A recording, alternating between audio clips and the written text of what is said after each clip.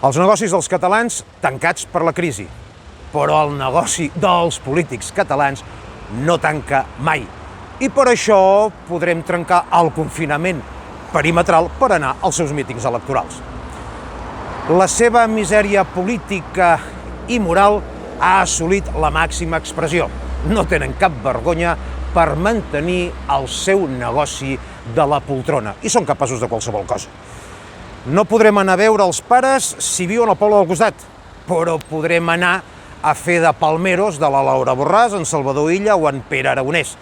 Si vivim a Badalona no podrem anar al cinema a Mataró, però podrem anar a escoltar al poble del costat les mentides d'aquella gent que ha estat incapaç de baixar-se el sou durant aquesta crisi.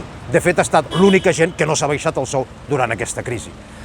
No podrem fer una passejada més enllà del nostre municipi amb la nostra família, però podrem anar a fer el ninot amb una bandereta de Ciutadans, Esquerra Republicana o Junts per Catalunya a un míting.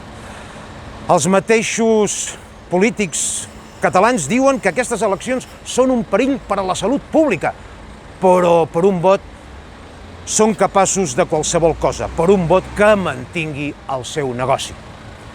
Personalment, no vull que el meu vot serveixi per mantenir un negoci de pocavergonyes, que paguem entre tots, naturalment. Per tant, el 14 de febrer jo em quedaré a casa, el negoci que se'l mantinguin ells.